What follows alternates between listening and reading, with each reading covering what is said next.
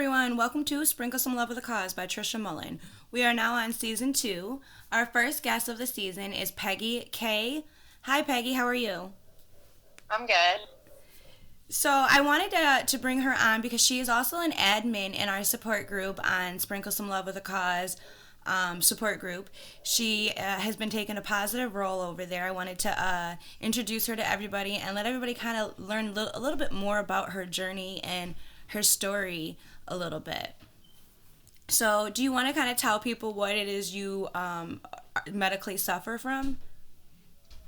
Um, well, the main thing that I'm dealing with is multiple sclerosis. Um, I've had it for, I think, 15 years. It started out as, they call it RRMS, and which is the most common type. Um, I was at work one day and I had a call against my line. So when you do that, you have to fill out a work order. And I looked over and I couldn't see anything on the inside of the clock to, put the time down on my work order.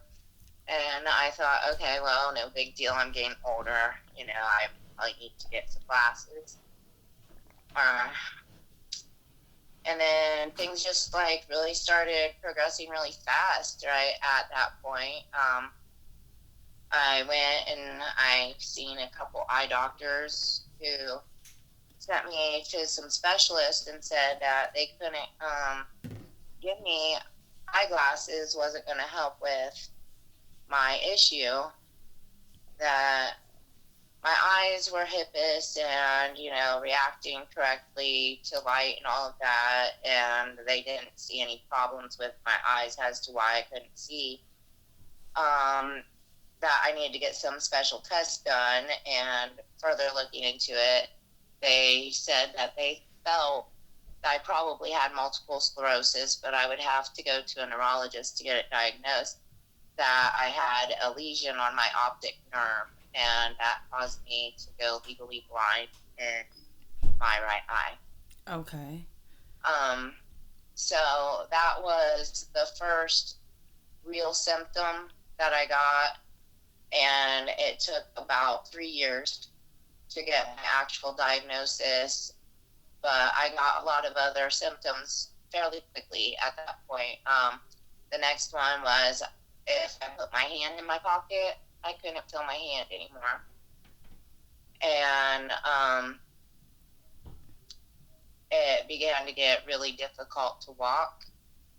And I would have to change positions almost constantly because of the muscle spasms that I was having in my legs.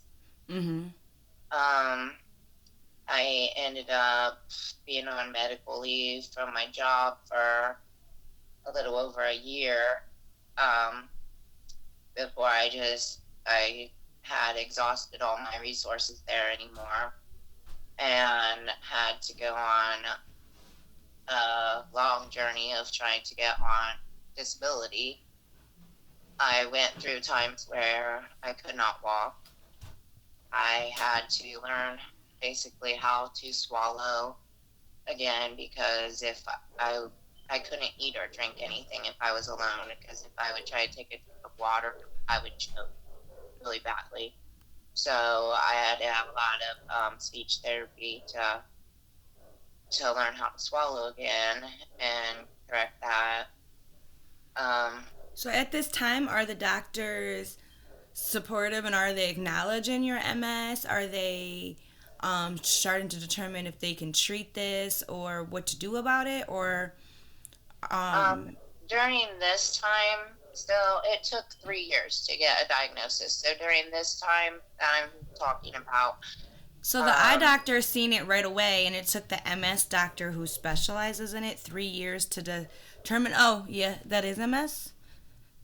yes, it's a very hard thing I do know it is very to, hard to diagnose, but I just don't understand how an eye doctor can, have that hunch before the MS doctor.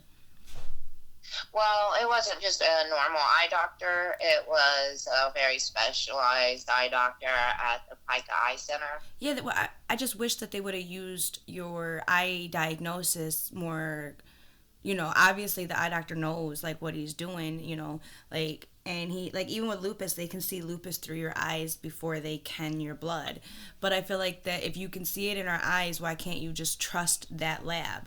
Why do we have to wait the 3 years for it to finally show up on your labs if you've already showed up in my eye?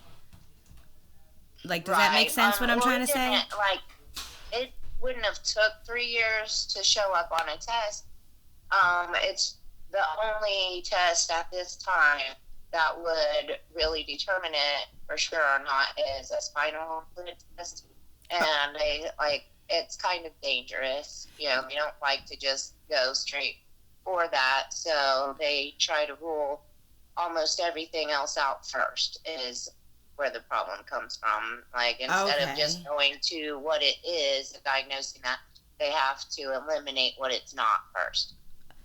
Okay, well, that I could see that, but as a patient, like, that sucks because during that time, I feel like you're suffering longer without proper treatment while we're determining what it is or ain't.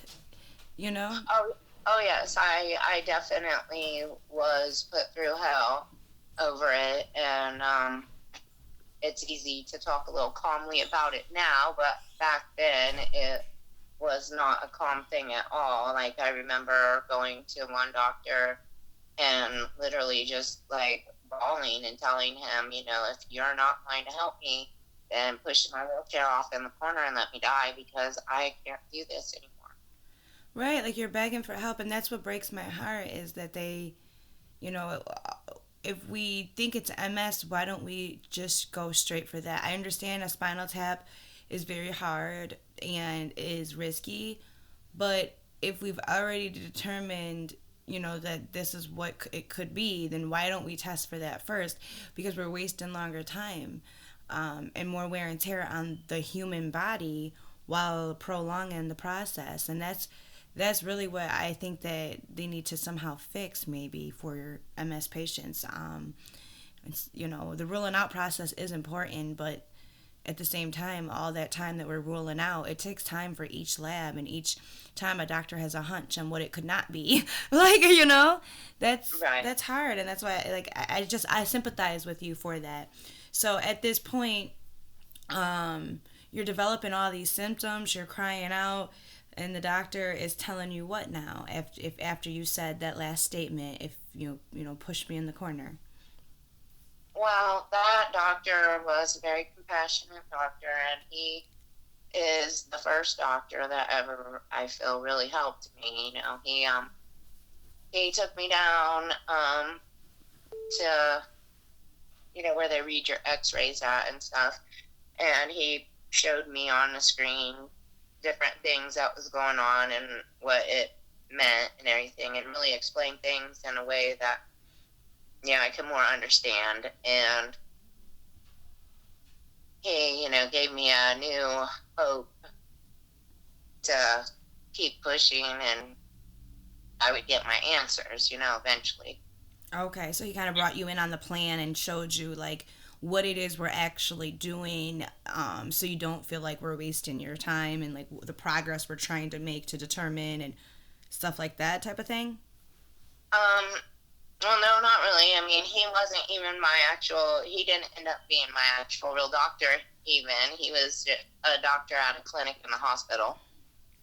And just by different things that he showed me and told me, just renewed my faith and my hope in it. And he had given me the names of some other doctors that I should probably try to start there, or I like he that. gave me information on like trying some different things with yoga or different things with nutrition that might help alleviate some of the symptoms until we get a better answer. Okay, that does give somebody hope, and I could see that. So, did you try any of those doctors or therapies that he discussed? Yeah, it was actually the doctor that he told me about, I had to go to another state over to Indiana. I live in Ohio. Okay. And I seen a doctor over there, Dr. AJ Gupta, and he was really awesome guy. He specialized, and he knew what he was doing with MS. And he's the doctor that diagnosed me. And he first got a lot of the medications I was taking, because along this whole time of trying to figure out what it was, I had doctors that did not care and were just putting me on, throwing whatever at it. Like, I look back now and I don't know how they didn't wonder why I wasn't dead. Because sometimes take another one of these pills that isn't even working in the first place. How do they know when one more pill isn't going to be the one that puts you over the edge too much and have an overdose? You're absolutely right. I have a duffel bag myself that I no longer take, but I look at often and be like, I used to be on that bag every day. And there is not no clinical study or clinical trial for people like if you want to go participate, if you're on more than like one medications or you have all these other diseases, you do not qualify for the clinical study, which means there is no one who's actually very sick taking a handful of drugs. They take the one classified medication and we're going to see what it does for this patient who has this one disease, but they don't have them on 10 different medications like, Lyrica, amitriptyline, oxybutynin, this, that, like just multiple medications, Right. together, concocted, like in one concoction, and you're taking them 2, 3, 4 times a day because these ones say take after breakfast, these ones say take at night, these ones say take in the middle of the day after lunch, these ones say take, like, so you're literally taking multiple handfuls of pills together, which is like multiple concoctions. Imagine if that was all liquor. You'd be fucked up if you just put like, some tequila in this one, let's put a little whiskey in here, let's put a little vodka in this, and let's take this one 3 times a day, like Right. In the beginning of trying to get down to what was really wrong and everything, at one time they had me taking up to 28 pills every day and like 3 different injections every single day. And there was times I didn't know, if I'm coming or going. I would like wake up in the morning and throw up. Sometimes it would seem like whole pills, like they never even touched my stomach yet. mm-hmm. And it, like, it was just not, there was no quality of life to that at all. You're And 100% right. then when I got finally hooked up with a good doctor and he's looking at my medication list and everything, and he's like, oh, well, you can't be taking this, oh, and you can't take this, and these are all things that make MS worse. I was, before they got to what was wrong, I had a doctor that was giving me 6,000 milligrams of Vicodin every day, along with 3 milligrams of Xanax and 2 milligrams of Klonopin, all on the same day. Oh, wow. There was no wonder why I couldn't function anymore to a point, Right, they're just drowning the pain away and zombifying you, so to get you through the process, to get you to quit complaining and act like I solved your problem. But really, girl, I have no idea what's wrong with you. We're just going to drug you up and send you on your way. Right. So then when I finally got a good doctor who really did care, and that's why I say I don't know how I survived those 3 years of getting to figuring things out. Like, they should have probably killed me with all of the different drugs medications that they put you on, that yeah. they had me on. So when then I finally did find out that it was MS and they started, getting more appropriate medications for me, there was a disease modifier that I had started taking. And one day the nurse called me from my doctor's office and she said, if you haven't taken your shot today, don't do it and go straight to the hospital. Like, of course, they don't want to tell you too much other details over the phone, but I was scared to death. And come to find out that the disease modifier that I was taking, it was an injection that I took 3 times a week. It caused my liver enzymes to go like seriously, like haywire. Like they were over 3 times their normal amount, and once they get to 4 times the normal amount, then that means liver shut down and Failure, yeah. bad things happen at that point because you have Permanent to have liver to live. damage. Yep, transplant. Like the numerous of obstacles after that are, once you start the shutdown process, it's easier to shut it down than it is to get it back up. Right. So I had to go through hell through that too, and it was all over the medication that I had to take for my MS. So I had a liver biopsy at 29 years old. It was horrifying. I have PTSD from all the horrifying medical procedures that I had been through over this.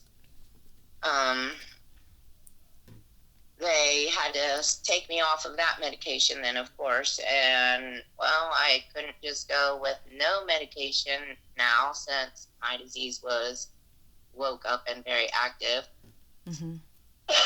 So they put me on a different one, which in turn did something else to make me sicker in another way. And eventually I got to the point with the disease modifiers that there wasn't really any more for me, because the only medicines for MS that I hadn't taken at this time I could not have because I have a positive JC antibody, and it would be very detrimental or dangerous to take the other medications along with positive JC antibody. Mm-hmm. And what is a little more about the JC antibody for those people that don't know? Well, it's kind of complicated. Well, in the best way that I you can don't explain really understand it that much myself, and I have the positive antibody. But I guess a lot of people in the world have been exposed to this virus and have the positive antibody to it. But the time when it gets really dangerous is if you also have MS and you're taking these certain disease modifiers. Okay. Because then you have to really monitor the level, and because if your level gets to a certain point, then they consider where that virus is now awake. And once that virus becomes awake, then I am told there's not a whole lot really they can do. And it's a pretty fast process, and you would get a midline shift in your brain. So once that midline shift would happen or whatever, like there's really not any coming back from that the way I really understand it. Yeah, so at I this try point not you would... to really dwell on it or think about the details on that a whole lot. I can imagine why. I definitely can see why. And I mean, that's all you really need to know. That's enough information. I feel like that I wouldn't want to study it too much more either. But I definitely would want to be aware of what not to take to not awaken that beast. Right. See, my brother also has multiple sclerosis, and the first time I had even really heard about this JC thing is because a medicine they wanted him to take, he had to get tested for it. And the medicines that I was taking up to this point, I tested up to this point on that, and his test is negative. He doesn't have positive. I'm sorry, your phone is breaking up. Could you repeat that? You said his test was what? His test was negative, so he did not get MS until a little later in life than what I was diagnosed. And his JC test is negative, or mine's positive. So even though, we're two people in the same family that both have MS, there's a lot of differences that happen, and everybody has their own different symptoms with the disease, if that makes sense. No, it Not does. necessarily two people wouldn't really be experiencing the same thing. Mm-hmm. So there's so many different things that really can happen. Right, and so I get that totally, because especially when it comes to like the DNAs and RNAs and genetics, and how they mutate, or like you were just talking about, and the meds changing those, and everyone definitely with MS does suffer differently. There are no two walks in the park that are exactly the same. Right. And when I first started with this, like I said, it started out as RMS, which at that is the most common and everything. But since then, I've progressed all the way up to primary progressive MS, so which is the most serious, most progressive form. Like before, I would have a relapse, and then it would go into remission. But now that it's considered, the primary progressive form, I don't ever really get rid of the symptoms anymore like I used to. When I would go into remission, then I might not have all of the symptoms affecting me as badly anymore. Mm-hmm. But now most of the symptoms do not go away like they used to. So I'm sorry to hear that. At this point, I know like you and I talk outside of this whole podcast. I know that you're doing those infusions. How is your current treatment working for you, and how do you feel during your current treatments? well, the infusion that I take now, I go to the hospital that is, it's close to about 2 hours away from where I live. And I have to get this infusion done every 6 months.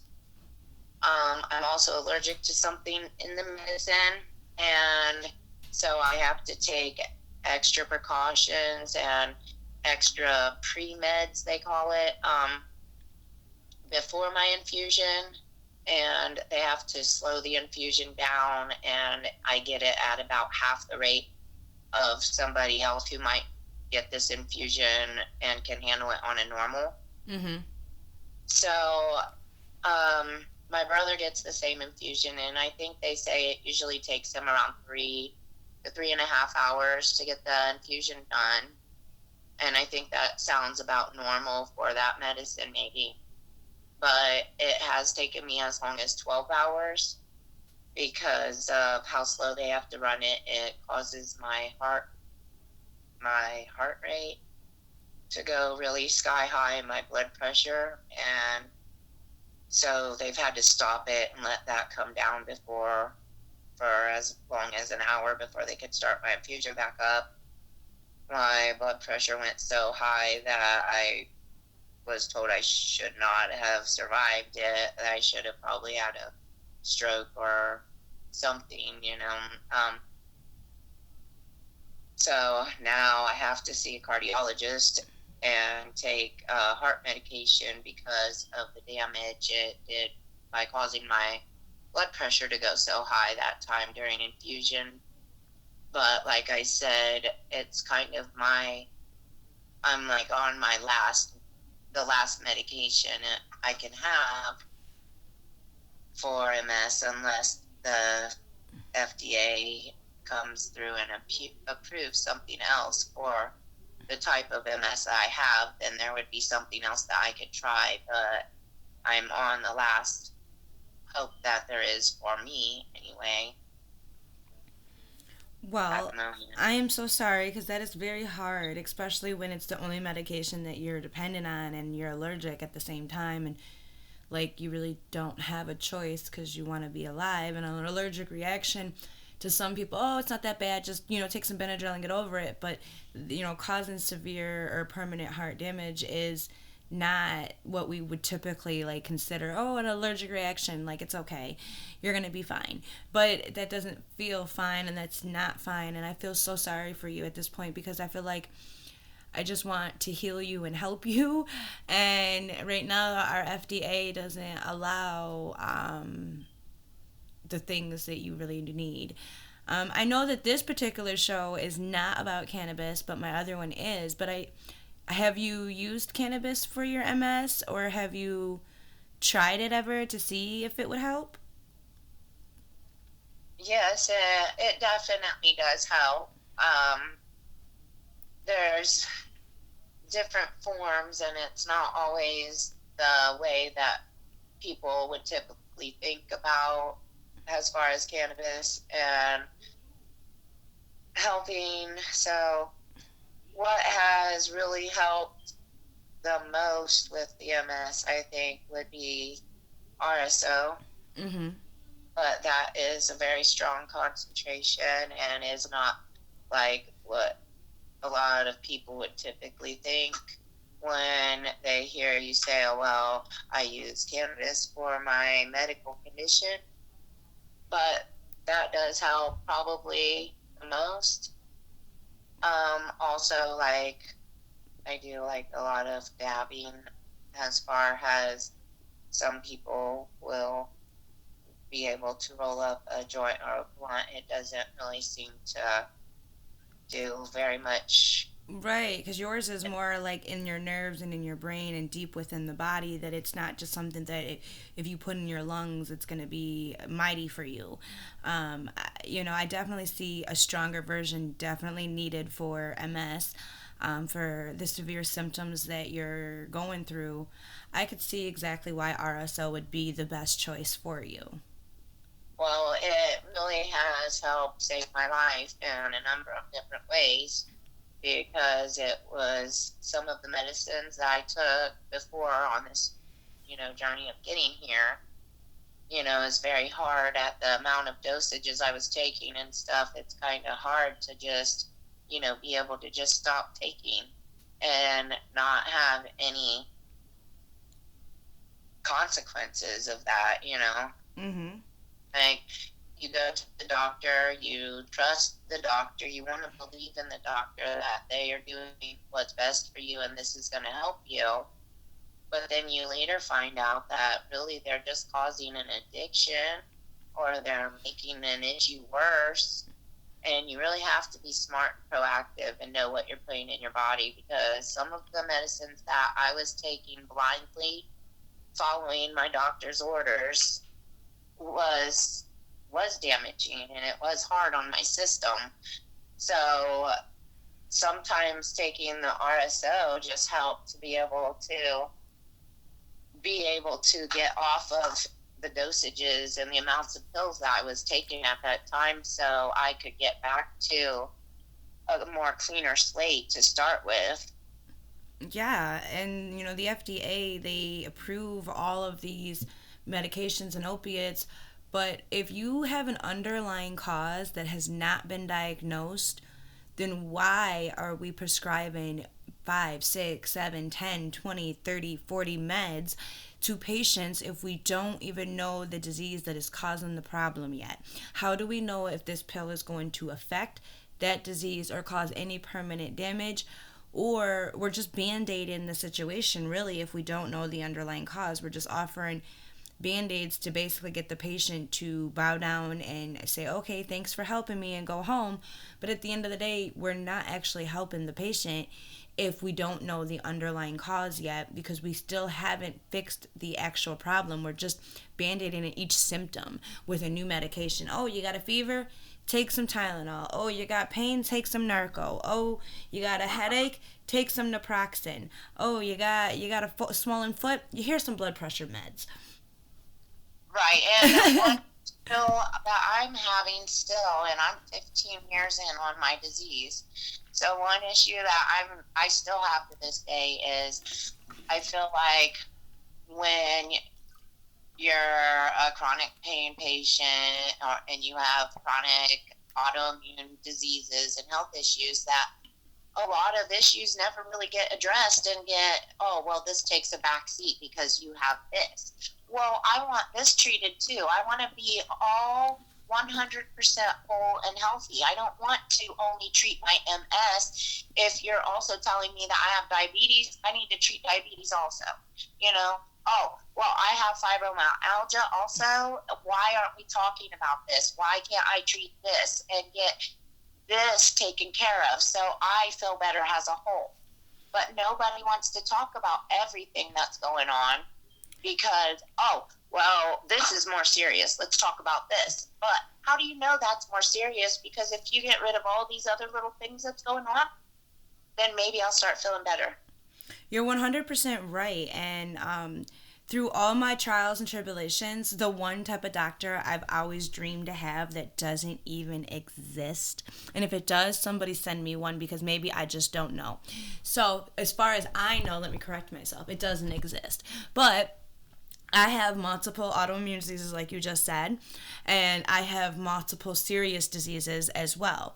And together, no one is treating them as a whole. I have 12 or 10, 20, 30 different doctors managing one disease at a time, and no one is responding to each other. No one is saying, well, last week I put her on this, and you shouldn't mix this meds with that med.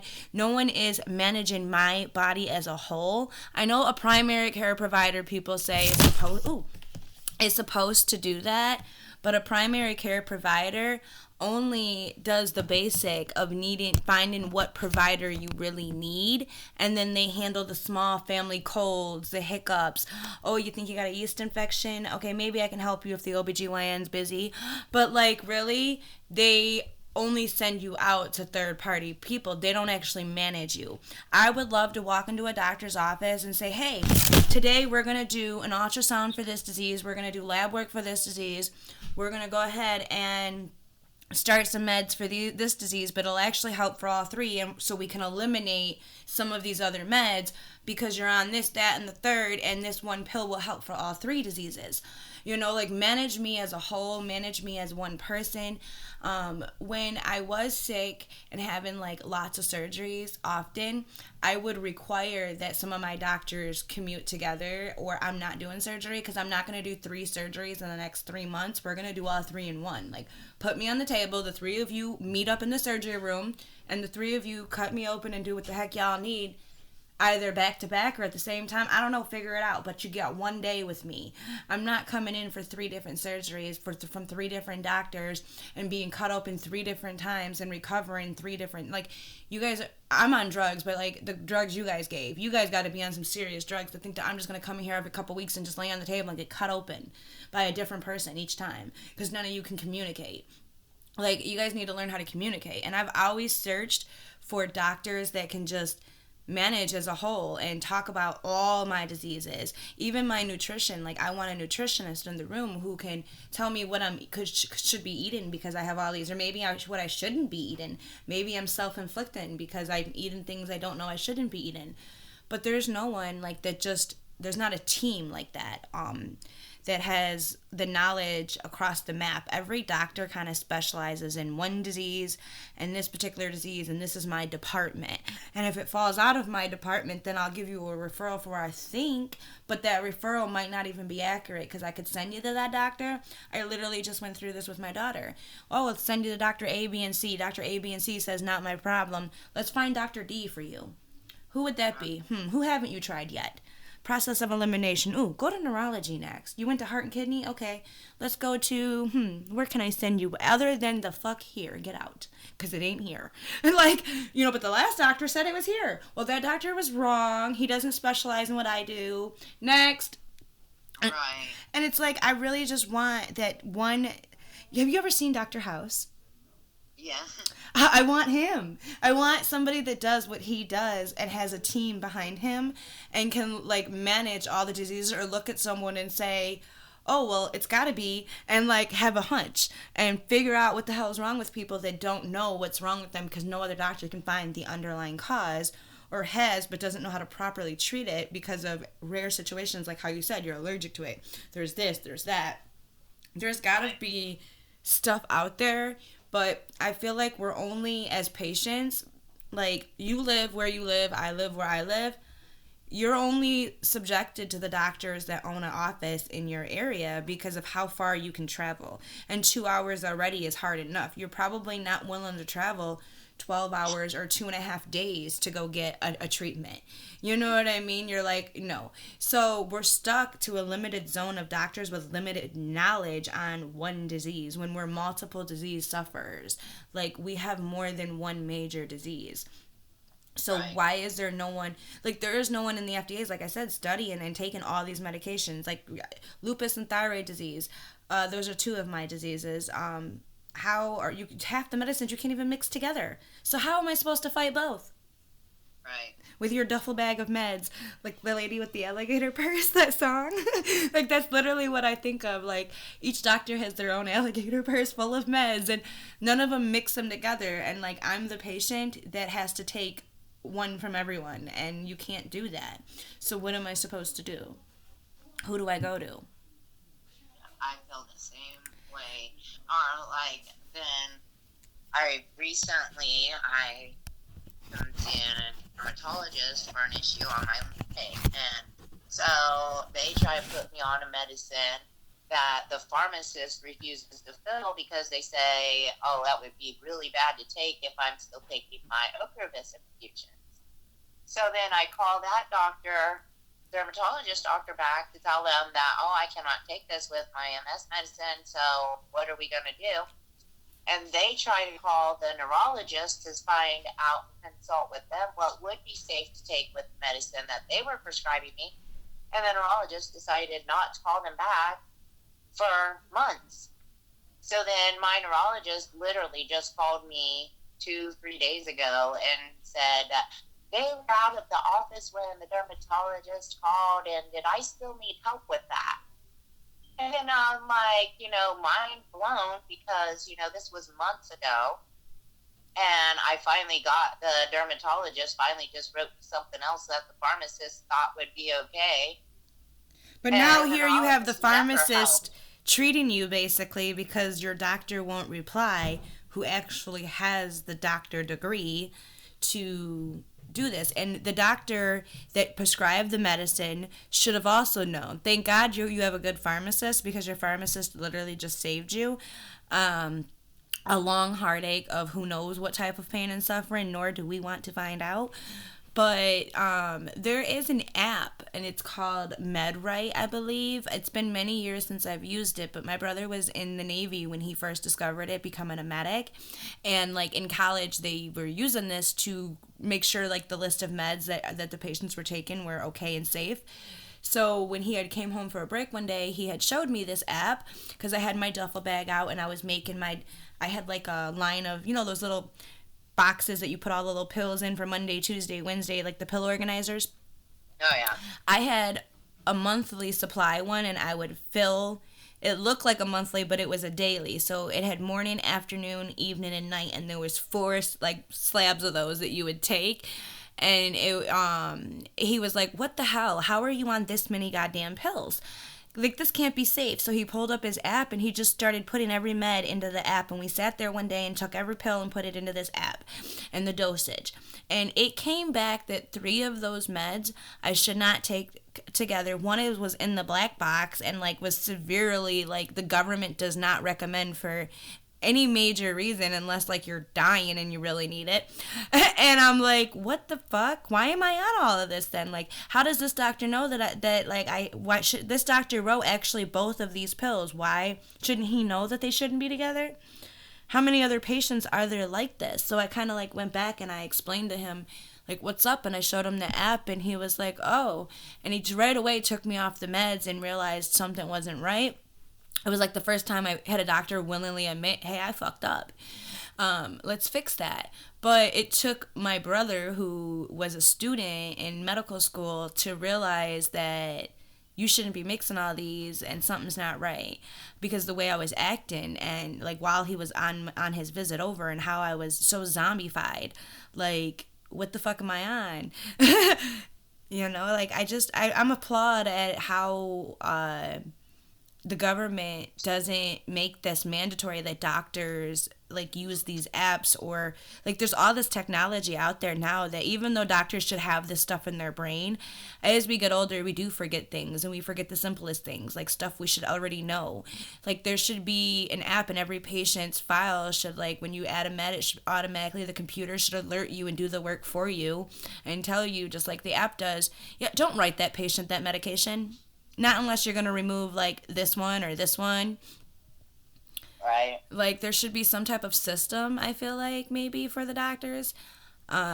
Shit, maybe one day when I get well off, I'll create one. Hey, that'll be my next my next project one day maybe. But yeah, I definitely feel for you, and I feel like these autoimmune diseases are attacking at full throttle.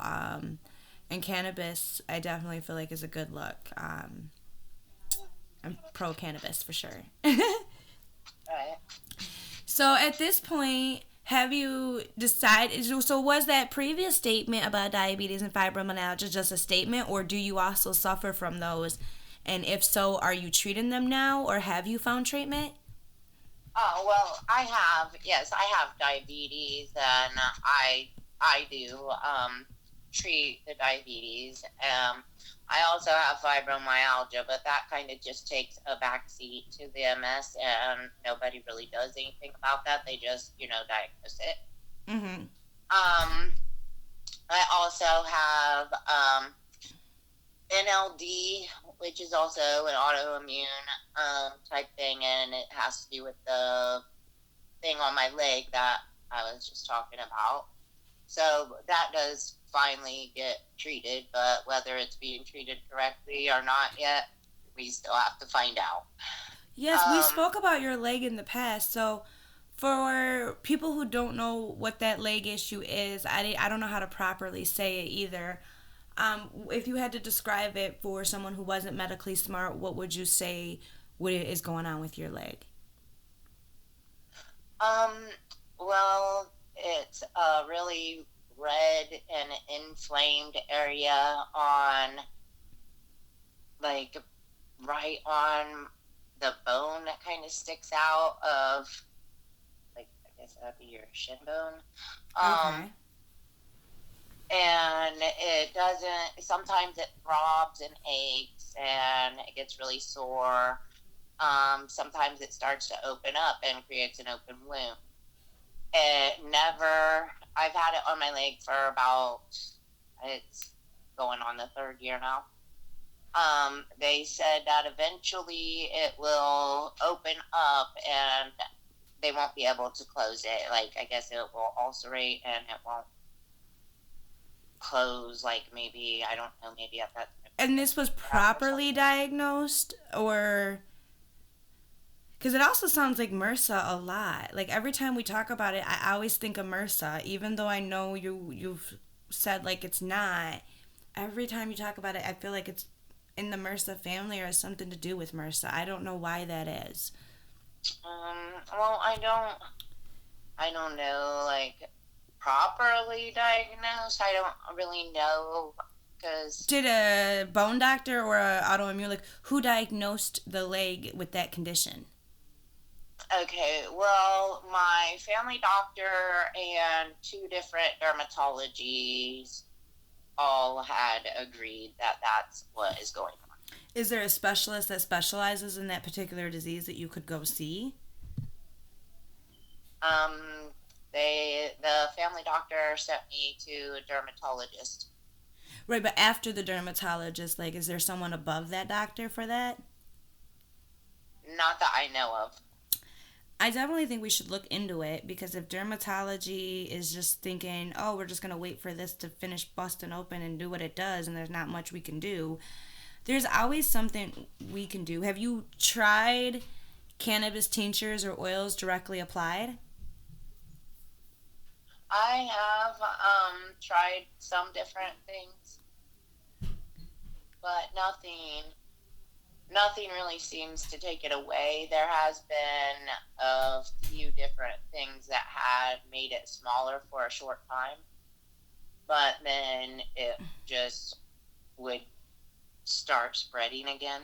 Have you looked into infectious disease, perhaps, to see if there's anything they could do to confine or stop or prolong or cure?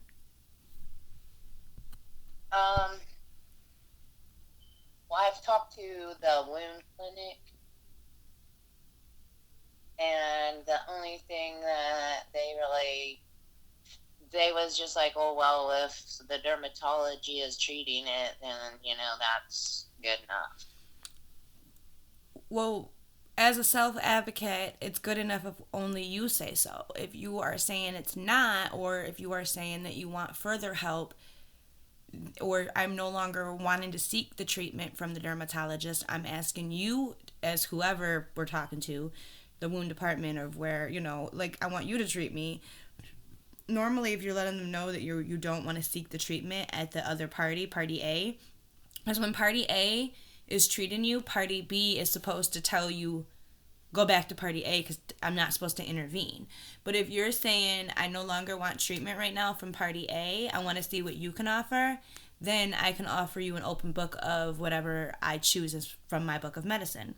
Or my alligator bag, but I definitely think that some form of testing or labs in either the bone or infectious disease, or MRSA department, I would look at all three still, because the answer to me is never, let's just sit back and watch and wait and see what's going to happen. But we kind of already know it's like a volcano and eventually it's going to explode. Like, why would we just sit and wait until when we could do things to control the elements or control what's going on there, to have a better, to be in control more? Because sitting around and just waiting when you already have like MS and you already have so many other issues, and the fibromyalgia and diabetes, I personally wouldn't just sit around and wait, because diabetes with any issue is going to get worse. Like, when that gets worse, your diabetes will get worse. And then when that gets worse, your MS will get worse, because like they're all kind of in, like they all revert back to your legs. And if that's in your leg, when that does decide to like erupt, you're going to have more problems with your secondary diseases now. And managing all three at the same time and having like three volcanoes erupt isn't going to be pleasant. I would be definitely focused on that leg more. I know we've spoken about it in the past, but I still think going to infectious disease wouldn't hurt. Dermatology often thinks that they recognize and know things, but dermatology is only topical as well. There are so many more aspects and things that look like a misdiagnosed, because, oh, well, it looked like scabies, or it looked like ringworm, or it looked like this or roseola, but in the long run, there was something deeper. And that's where infectious disease will come into play. And when they see certain things, they look at the skin and the top of the skin completely different than dermatology. I've been to infectious disease myself, and I really kind of thought when I went, I didn't even know why the doctors were sending me. I thought it was retarded. I came out with like 3 or 4 problems that they discovered, and I was like, whoa, how the hell did that happen? I've got what? A pesticide where? I got what? I got this? Oh shit, okay. What are we gonna do? And some antibiotics later, and I was good to go. And like, I went through a couple years of suffering, not knowing, and being misdiagnosed a few times, to finally lead into infectious disease. And they knew, they knew the answers, and they even led me in the direction of another disease that I wasn't even aware I had, but they sent me to another doctor, and then I got a diagnosis for that. Infectious disease, they look at the cells and the anatomy and the RNAs and DNA is completely different, that they can even tell you before a disease is active that, oh yeah, this is going to be active, you got like 2 years. Oh, wow. Yeah, infectious disease is very, because there's stages. So let's just think about mold for a moment. Mold, a lot of people revert to mold as cancer, like sometimes in the science department. So if you put different molds on the counter, you've got like black mold, you got like the hairy mold, you got, there's different types of mold depending on what you use to get your mold. And what the species is that created, or the host.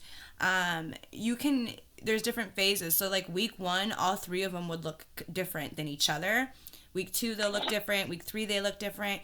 And under the microscope with your lab work, you can see certain infectious diseases before it's fully called, let's say, mold here or black mold, or we know the species of mold.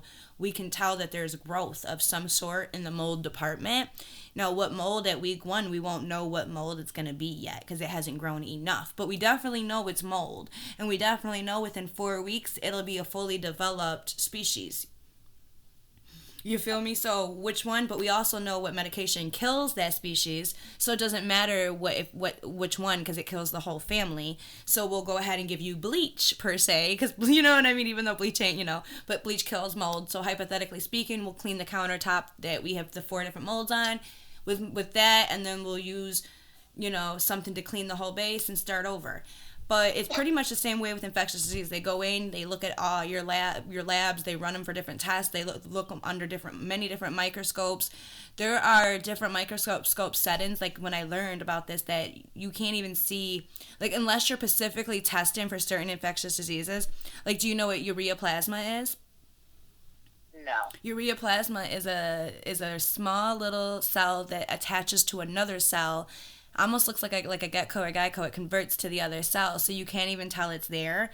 And with the naked eye or a naked microscope, like you can't. Your microscope has to be set to a very specific setting, way before like the normal setting, to even be able to detect it. Like infectious disease is one of the only departments that can even detect ureaplasma, and any other doctor can't even do a test for it, and no other lab can do a test for it. And there is many species just like that one that's in infectious disease, that whenever there's an unknown cause or an unknown of what could happen, infectious disease always has like great answers and great antibiotics that kill species of families. So it doesn't matter if we figure out what it is or ain't. Like when I had my son, I had infectious disease in my blood, and we had to take all my blood out, and we had to filter it and put it all back in. And we still never figured out what that was. But they killed it. Oh. No need to sit around and figure out and wait for it to explode or wait for it to tell us, which is what majority of the other doctors do. They wait for your disease to show on the lab work.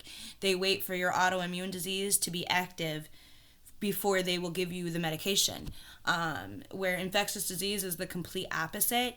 They see the slightest hint of this family of a disease or species, and we're going to kill it. No need to let a foreign species live with inside to wait for it to develop one of these list of 100 diseases that this species can make per se. So I really think like infectious disease for your leg, I've told you before, and I'm gonna stick to that. Like I stick to that. Infectious disease has saved my body numerous of times, and if I wouldn't have went to them, there's no way to get rid of certain infectious diseases in your body without an infectious disease doctor. So I would still be living with all of these other symptoms that I would have thought was another disease causing these symptoms. So I would be going to like the thyroid doctor, asking him to band-aid this symptom, and of course he would, because it's in his department, so he'll write me a list of meds, but those meds aren't going to do anything for the infectious disease, which is actually causing my symptoms. So I really want you to look into it, because I can't express it enough. I really feel like your leg is so important, and I've watched you like limp, and I just want to like help it, and I don't really know how, but I know that your dermatologist, this is above and beyond his pay grade. I definitely feel. Right. I feel like this ain't no pimple, this ain't no acne, this ain't no little small rash. This is something more severe that a doctor with more knowledge on the skin and diseases and how they work together, which would be infectious disease. Yes. Right. Or your bone, at least, because then if that, whatever is there is definitely growth of some sort. And if that gets to your bone, it can spread to other bones, and that's not good either. So it's like, I just really don't understand why dermatology is taking the back seat on this, and then allow the pharmacy to write the meds. Like, if that doesn't cry out, like, the doctor should know right away. This is definitely above his pay grade. Right. So, with that being said, I hope that you do go to infectious disease. And so at this point, I didn't realize we've been talking so long. I love chatting with you. Who has been your support system, though, like through all of this? Who's really been there for you, held you down or helped you around or, has been there? Well, my husband, Glenn, is So if Glenn was great through all listening, of this, but I didn't meet him until after um, the journey of already being diagnosed. So before him, then I would say my mom has probably been my biggest okay. help. I didn't know that you didn't meet Glenn till after. I just learned something new. So if your mom or Glenn were listening right now, what would you say to the both of them in appreciation and thanks for their support through your trials and tribulations? Well, I don't know what I would do without either one of them, really. So I appreciate everything that they do. Um, I know it's not easy sometimes. Okay. Well, at this point, I didn't realize we've been going for about an hour. I would definitely love to have you on more and talk more and go over things. For people who want to find me or Peggy, we run, like I said, a support group, Sprinkle Some Love with a Cause support group. You can check it out. Anybody who wants to talk about their health issues or just have someone to talk to or vent to or just support. We support everybody over there. We always love to hear what's going on with you guys. If you're dealing with something today or just if you need to vent, like your family's not understanding your daily struggles with your health. We are always here. If like you're admitted to the hospital and no one's awake, go ahead and make a post over there. People are always up, active, and responding as much as we can. But yeah, I look forward to continuing to work with you, Peggy. You're an amazing woman. I love your personality. I love that you're always so happy and that even though through your struggles, you're still you get up every day and you do what you got to do. Thank you. You really inspire me a lot too with all of you just always keep going and don't seem to let things hold you down. So I try not to because I feel like if I keep crying about yesterday, I'm only going to make today worse. And like, I don't know, at one point in time, I always felt like tomorrow, like I always felt like at a young age I was gonna die early and like these diseases were just gonna kill me. Like I probably wouldn't see my kids graduate. I'd never see them get married. I wouldn't even see them to 18. But here I am about to have my daughter's first 18th birthday, her only 18th birthday, but my first child's 18th birthday, and I definitely believe now that I'll be here till my second child's 18th birthday. I don't feel the same way I used to feel. And I used to live to die because, like, I'm going to die soon, so let's just live. And then, like, I'm going to die anyway, so what does it matter? Now I'm living to live, which is a different type of living. I'm just waking up every day and I'm going to find something to do to build my future, which I never really thought about because my future was death. Like, I was dying. right. So like let's just go out with a bang. Fuck it. Who cares? Like we don't gotta plan it. Let's just live it up until I go. But now I'm like, no, let's watch what I eat. Let's try to be here. Let's not live to die. Let's live to live.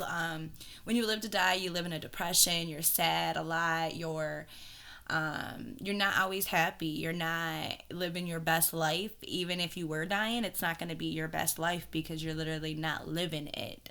So I've just decided I'm going to live it every day. I'm going to wake up. I'm going to find something. 3 things I do every day. I wake up and do my list of have-tos, like feed the dog, drive the kids to school. I got to make some food and eat. I have to do those things.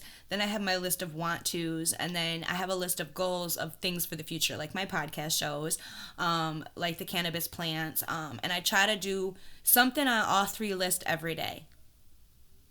Might not be everything on each list. It might not be it could just be one from each. I may have got one thing done today. I may have fed myself. I may have did a podcast and took care of the plants. Those were the 3 things I did today. But at least I did something today, and 2 of those things are going to help my future, and one of those things made me feel good. Right. See, when I'm having a hard time getting motivated, I always look for one of your posts of, knocking your list out of your goals to do for the day. And then I think, okay, she's doing this. I can get off my butt here and do something. Like, okay, she's done all that. I can at least get up and do my dishes. Yeah, thank you. It's really hard to try to be positive all the time, but I really have been trying the last. So I appreciate everybody noticing the changes in me and the positiveness, and I love helping other people and getting them on track and staying positive. That's really what life is about: is doing something for other people and making them feel like they're worthy. Because so many of us just don't feel worthy while we're sick. Right. But that And I definitely will look forward to talking to you more about this because I was just thinking, like, one of the things that makes me feel better sometimes when I'm just feeling really blah and, diseases are getting me down and everything is, well, to declutter and clean and have a clean house always makes me feel a little bit better too. I agree. I've done that this year myself. I literally went through each room from summertime until New Year's and just decluttered everything in the room. My son's about to be 16, my daughter's about to be 18. There's so much stuff that they just don't touch or use anymore. I just got started get on a get rid of spree is what I went on. And I feel so much better waking up in this like it feels like a new house. I was about to say this new house, but it's not new. It just feels new because I've decluttered it and de-dusted like dust. Oh my god, Lord. But yeah, so I definitely love the feeling, and I totally agree with you. I look forward to us chatting in the future, and like I said, everyone come over to Sprinkle Some Love with a Cause support group. We would love to have you guys join. And until next time, everyone, bye. Bye, Peggy. Bye.